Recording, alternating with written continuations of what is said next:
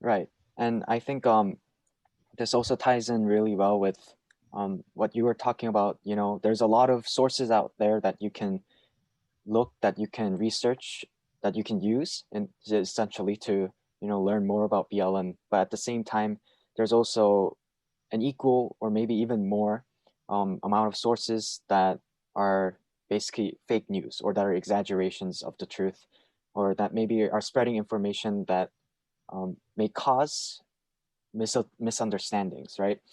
Yeah. And So yeah, sorry for that, right? Fake news and all. In Chadwick, they teach us OPVL or right, OPCVL, something like that now, right? yeah, That basically teaches us how to authenticate or how to judge where the source is from. You know, yeah, a quick research, is Fox News neutral, left leaning, or right leaning? You'll get like right all the way. right, You know, so you know that they won't really be talking like wrong about Republicans. Or if you're looking at a website that says that's supporting ALM, and the website is called Freedom Fighters of the Fifth Avenue or something, you know that's not a reliable source. But if it's something, but if you're reading on why something is good, like why we need to, what Black Lives Matters is about, what's the movement, what's behind the movement, what's the reason behind the movement, and it's from the BBC, then you can trust the right, source. It's just a simple matter of looking at what you're reading and going, this is unreliable or this is reliable. If you get your news from the Joe Rogan podcast, yeah, that's a very unreliable source of news. But if you're getting it from BBC, that's a reliable source of information. I think it's just right, that people need to look at what they're reading and where they're reading it from. It's yeah, just simple OPVL. yeah. And I think right now the real problem is kind of there's just so many sources out there, and it's not just, you know, sources um on the right, it's also sources on the left. There's sources that, and I think, as you know, I watch a lot of news, and I think generally, especially this year, what I've noticed is a lot of those news sources, you know, even if they started out kind of neutral, they got really polarized as 2020 went on. And it's kind of become harder and harder to find completely, or at least somewhat neutral sources. And I think that's just kind of the main obstacle that people face, is because, you know, not everyone, like you said, the kind of main problem with people that people face, and one of the main reasons why people are maybe opposed to the idea of BLM, is because they don't either understand what BLM actually stands for, or they're not very um, aware of the issues that BLM is trying to raise awareness about. And that kind of has to do with the fact that, you know, like, if the only news that you watch is Fox News or like CNN, then, you know, it's a really limited perspective, and it really requires you to go out and look for other media sources, which, you know, it's easy to do, but then again, most people tend not to do it, is what I've noticed. It's, you know, a little bit hard to go and analyze, you know, OPVL. We can do it, but then, you know, it feels more like a school assignment if you start applying it into real life. And that's also one of the reasons why I wanted to do this interview as well, is because just to provide, you know, one more source that is hopefully more neutral than some of the other sources out there, and kind of gets directly to the point, so that people can understand what's actually going on, and understand the different perspectives on the issue. And so basically, to talk a little bit more about that, when we look at the news with regards to BLM, they tend to focus more on the action rather than the message, is something that I've noticed a lot. Like, for example, and it's across, you know, both aisles of the political spectrum, is everyone kind of understands the gist of what BLM is. It's like, okay, you're fighting for racial equality, but then a problem arises in how the media portrays BLM, in the method that they use to achieve that goal. For example, there's a lot of news articles out there that say, oh, BLM, you know, like, we agree with the message, but then they, you know, burn down cities, and that's bad, so we disagree with BLM as a whole. um, and then, whereas other sources, they're like, oh, but actually the truth is, you know, there's more peaceful protests than violent protests. That's just an exaggeration by the media. So when looking at those kind of issues, what is your take, firstly, as a person, like I said, who supports BLM, when you look at news articles regarding those kind of maybe outliers in the BLM movement, when there are violent protests or when there are those kind of methods that maybe people kind of frown upon, do you think, oh, maybe that's something that we need to, as a member of the BLM movement, as a member of the BBSU, that we need to address? Well, listen, it's not for us to, first of all, it's not like for the BBSU to condemn or support actions. We support the Black Lives Matter movement. We support the movement itself. And what we're doing is we're supporting the movement in our own way. We're not affiliated with the people rioting in the States, even though we're supporting the same goal.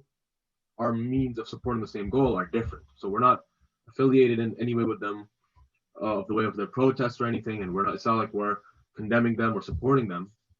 But here's the thing, right? Let's say there's one violent protest, right? For every 100 peaceful protests. Would you sooner know about the violent protest or the 100 peaceful protests? Well, the media would obviously go towards the violent protest first. Exactly. You would see the violent protests on breaking news. Every media outlet would be covering it. But the peaceful protest would probably get its own corner piece. It's not, of course, hurting people, destruction of public property, all these things are wrong. They're bad. That's not respectful or responsible as well.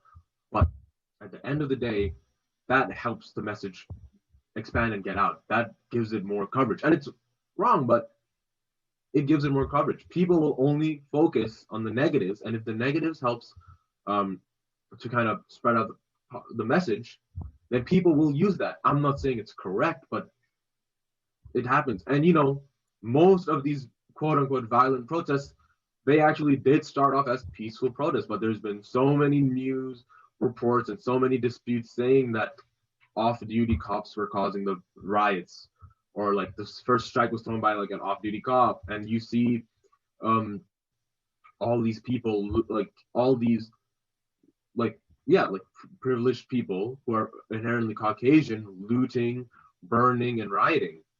Right. Like there's so many pictures and videos I've seen online, and I'm like, there's no African American or like Black people like rioting in the streets. Like they're wearing hoodies, and I'm like, well, like yeah, some of them are like chanting and stuff outside of the White House, but I don't see anyone like throw back anything.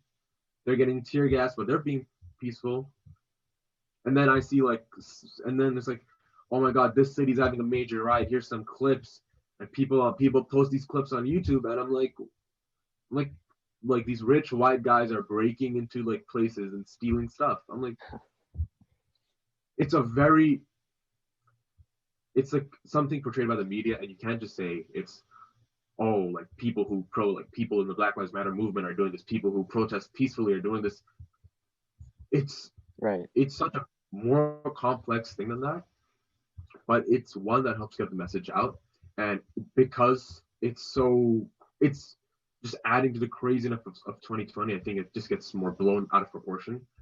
I mean, think about it. If the peaceful protests were given like half of the attention these violent protests were given, you think there'd be any violent protests? Maybe one or two. Things always a hand.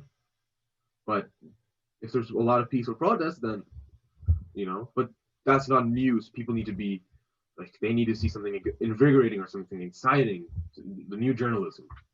Yeah. And, I feel like, we're talking about BLM, but then we kind of go back to the issue of journalism and media a lot as well throughout this interview. But then that's just because there's such a strong connection with the way in which the media portrays BLM. And I feel like, of course, this is just my personal opinion, but I feel like if we were to actually, do like a survey of the entire world's population, most people would say that, yeah, we should have racial equality, that we should have, you know, that the lives of people should matter equally, regardless of race, regardless of gender, regardless of any of those other factors. Um, but then the problem is repeatedly, like you said, it's a problem with education, it's a problem with media, it's a problem of, you know, those kind of outliers who tend to, I think you said, blow things out of proportion, right? And it's also an issue with 2020. Like 2020, there were a lot of crazy things, and I think that kind of made things blow up as well. And so one almost final question. I don't know. It's almost 30 minutes, but maybe I'll have like one or two more questions. Um, I wanted to ask you if BLM could, you know, restructure your society, right? If right now BLM had full authority to, you know, completely redo like human society, what are some key differences that you would notice in that new society as compared to the society that we have today in the current world? Sorry, what do you mean by if BLM could like restructure society? Like So, they're given all the sorry, because there's really no uh, figurehead. It's just racial equality. right. That's really it. They're asking for racial equality. So are you just asking what would society look like if there was racial equality? Yeah, so I mean, you know, for example, within the kind of broader umbrella of racial equality, there's also kind of sub branches. For example, um, in America, the kind of issue with um, the judicial system, for example, or those kind of other branches, maybe a few key changes that we would notice in that regard. I mean, that's such a loaded question. A few key changes. I don't think it. Well, I think first of all, right? It's to think of something like that large in the scope of the whole world, Right, changing society is something really complex to answer because uh, I'm a person of color. I've grown up in a world where there's some racial equality, but not really. right, You know, I've been racially profiled here and there. Like, I'll go into the subway. When I first came here, I went into the subway. All the old like grandmoms and the granddads, they just move away from the cart or something. You know, there's racial bias and prejudice and racism everywhere. You can find it in every turn and corner you go right. to. You know, to say imagine a world without that would be great, but it's just something you can't put it into words, really. And with the judicial system and all, I really don't think I'm qualified to just answer those questions because, to be honest, I don't really I'm not that informed on the judicial system, so I don't want to be spreading misinformation. Okay. Yeah, that's totally fine. You know, it is a very tough question to answer. Like you said, there's really a lot of factors involved. But I think just to summarize your point, basically, and I think kind of going back to one of my first questions, one of your answers to my first questions was that BLM is really a starting point, right? It's not really the end. It will branch out to, you know, a lot of different areas. And although the idea that we can completely eradicate discrimination and prejudice from society is, of course, it's ideal, but then the ultimate goal is more to try and reduce. I think the general idea is to try and reduce those type of prejudices to, and even when they happen, to make people realize that it happened, even if it's later on. I think that's kind of the main goal um, of the BLM movement right now, and also moving forward in the future, right? Yeah, I'd. Sorry, could you please repeat that? Yeah.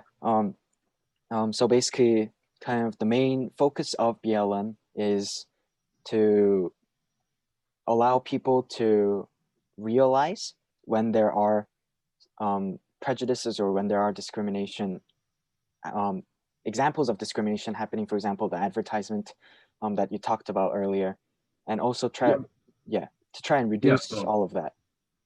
yeah, it's to achieve racial equality. Kind of be like, we're all the same person, Yeah. The color of your skin really doesn't determine anything.